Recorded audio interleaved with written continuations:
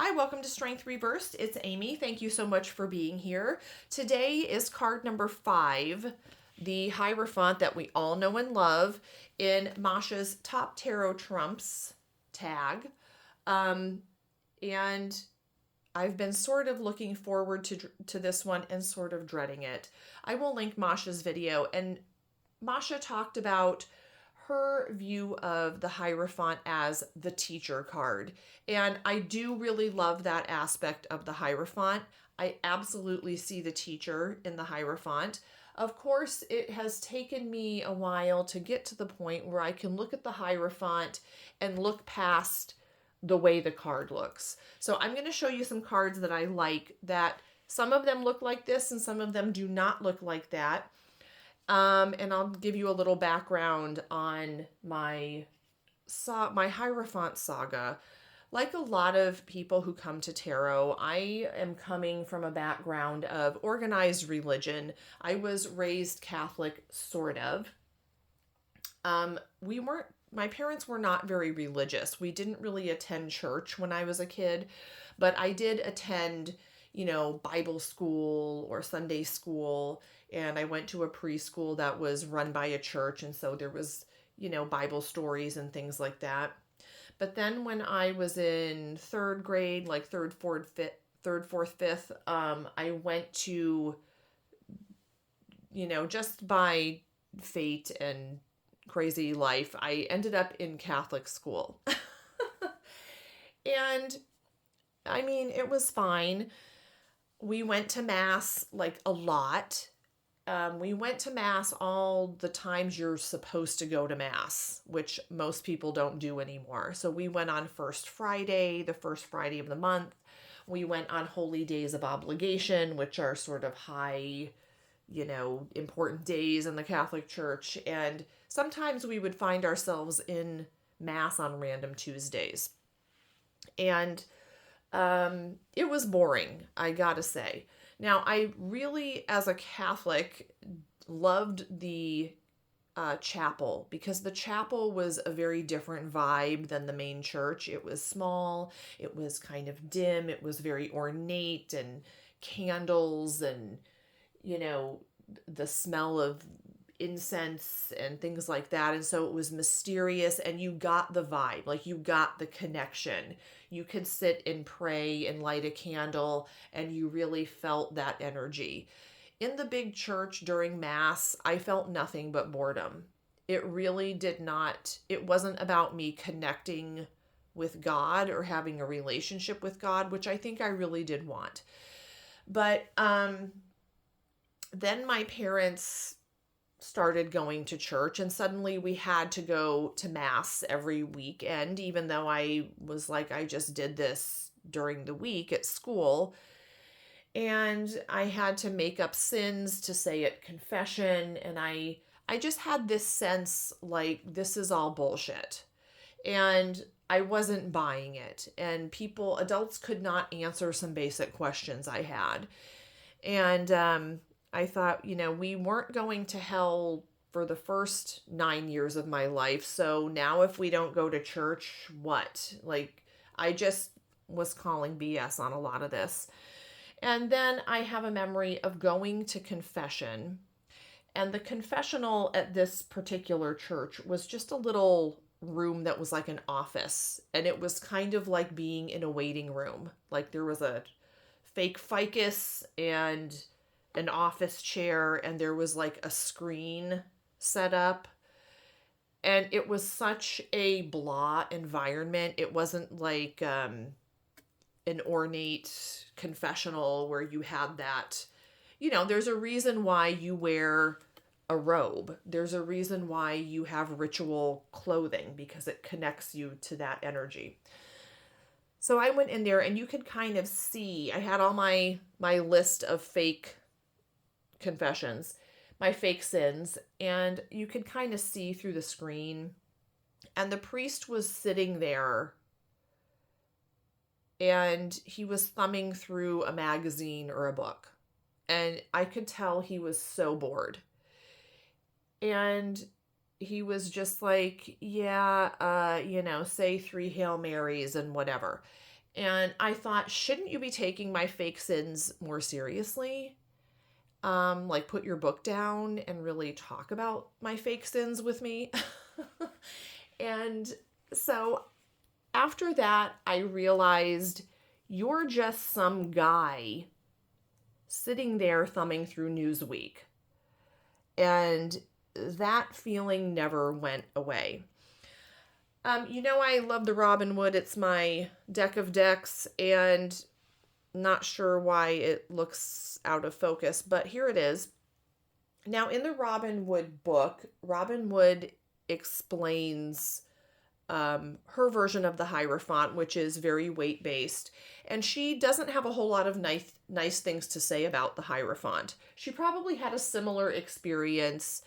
When I look at this card, when I looked at this card when I first started reading tarot, I would just think, don't tell me what to do. And I felt resentful and I felt angry and I felt like, ugh, this person to me was a phony. And I guess all of my feelings about the Hierophant can be summed up in a more reversed or negative aspect of this card, which is false authority. Feeling like this person is just some guy looking at a magazine behind a screen, and this is all a sham. And so that's what I think when I look at this. And it's easy to just see this card as that, as organized religion or, the patriarchy or whatever. But I think that is throwing the baby out with the bathwater, because there is value in ritual. There's value in tradition. There's value in the old ways and old wisdom. And I think we have a tendency now to dox people, cancel people. You did that one thing that I don't agree with and don't like, and so therefore you're canceled. And it's an all or nothing kind of thing. You can only be this one way, otherwise you're a POS and we're done with you. And that is one of the warnings of this card. One thing that really clicked with me was when I got the Lightseer's deck. I love this Hierophant because it is not this person. It is just a normal person. We still see the three levels, the connection to the, unconscious or to the divine, plus the mundane world, but it's just any person, and we see these stairs going up to the higher realms. And this is a reminder that I am my own authority. And in the book, Christiana writes, I am my own guru, and the guidance I need is rooted in my faith, my belief, and my unique essence. So while, someone who is in this position of authority might have something useful to say, in the end, I really need to filter that through whether or not that feels true to me. I can't just take what they say at face value or take what they say as the gospel truth. It really has to go through my own inner wisdom. I do see the Hierophant as a teacher. I also, when I look at this card, see it as a symbol of training. Christiana Gaudet, and I will link this video if I can find it, I'm sure I have it somewhere, made a video about the Emperor versus the Hierophant, and they're both male in the cards. They are both in positions of authority, so what's the difference? And the difference, she says, is basically where their authority comes from. The Emperor's authority comes from the way he is, the kind of person he is, his wisdom, his stability, he's dependable, he's responsible and level-headed. And so this might be someone who is chosen by the community, like he's a leader in the community. This guy's authority comes from possessing a body of knowledge. So because this person has studied and possesses certain skills, their authority comes from that. It's like an intermediary. And I love this card because I still have to filter the advice from that intermediary through me. And when it comes to religion, for me, I don't need an intermediary. There might be someone who I can go to for help, for guidance, but I really, a negative aspect of the Hierophant is something that's culty, where you're saying this person has all the wisdom and I'm not going to trust my own wisdom. So when I see this card come up, I know it is either I need to take a class or there's some sort of formal education that might be beneficial. When this comes up, if I'm reading for someone else, a lot of times it means, have you considered therapy? So this can be not just a teacher, but a doctor, a lawyer, an accountant, a therapist, someone who is trained to, someone who has the knowledge. One thing that I really like in tarot cards is the symbol of the key in the Hierophant, because it's like having the keys to that wisdom. I mean, I can go on WebMD. We have the internet now. We all have access to the information, but there are people who are trained who have the keys to that information, and they can maybe put it in a different perspective, or because I'm sure every time I sneeze that I have malaria.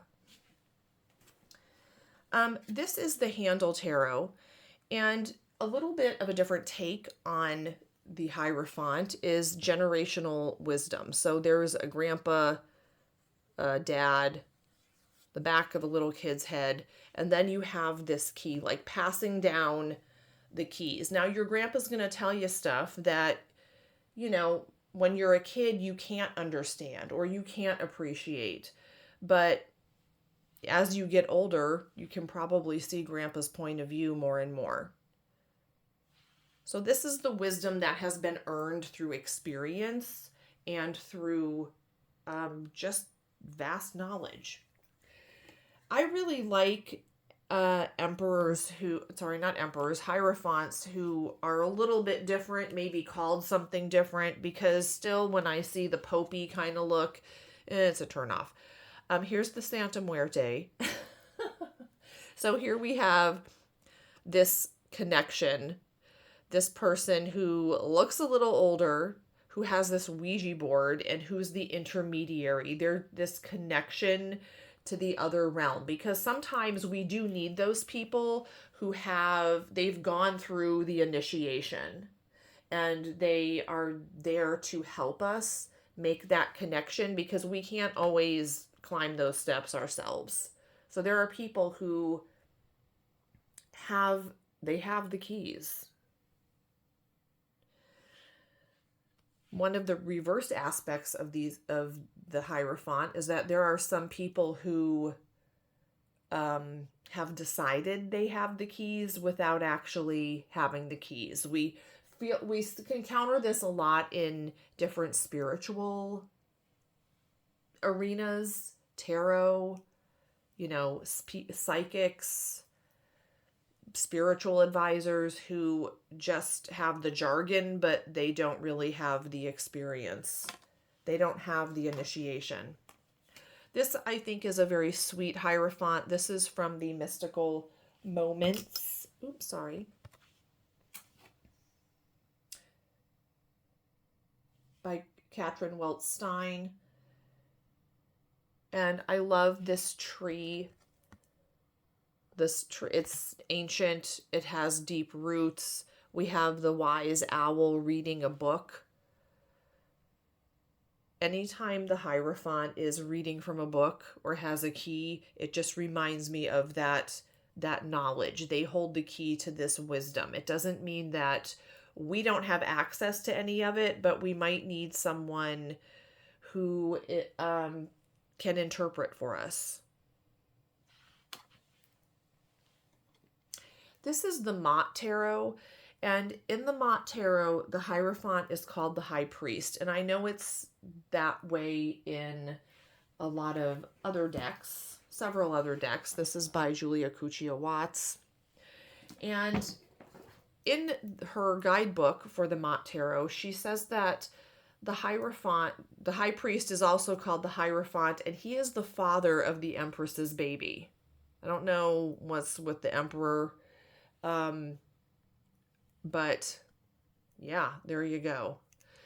I really like the idea of the High Priest in connection to the High Priestess, because to me, she's all about going inside. She's that inside connection, and the High Priestess kind of helps us connect. It's outside focused. It's that masculine energy. And in a more pagan-y aspect, more part of that kind of tradition, those two dualities, the High Priestess and the High Priest, I think that to me makes more sense than this Hierophant guy, but whatever. In the Sacred Circle Tarot by Anna Franklin, here's the book for it. This is a Celtic pagan tarot.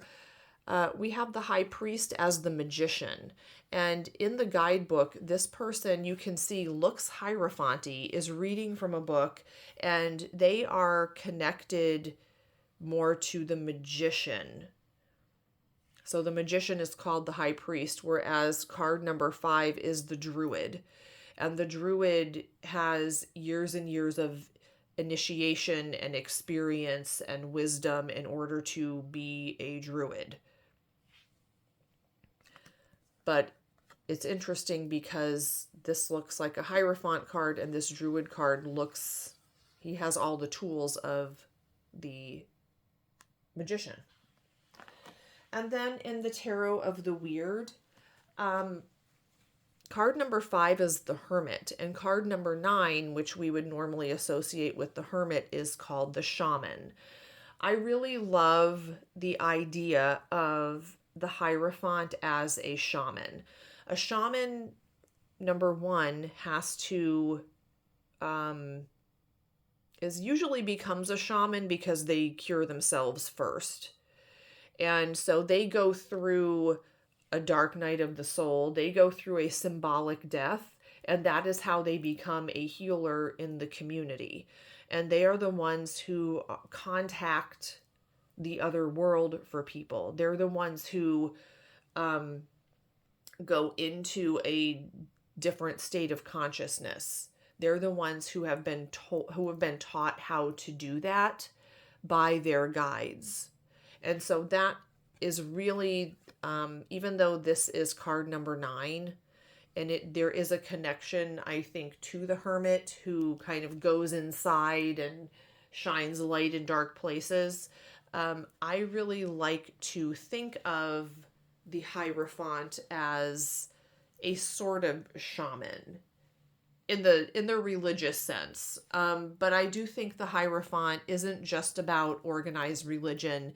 It is about society. It is about having a certain role. It is about formal education and expertise. And as I'm watching the people next door fix their roof, I hope you can't hear it, their 5-year-old, who they homeschool, is sitting on the roof watching them put shingles on the roof, which I guess, I don't know. Maybe that science class, who knows? Um, but that is all tied into the Hierophant because I was watching this and thinking there are some people who take the homeschooling thing too far and they reject any formal education because they think it's just the government trying to indoctrinate their kid. Um, and then they take their kid to the grocery store and call it a lesson and they never learn how to use commas, and that stresses me out.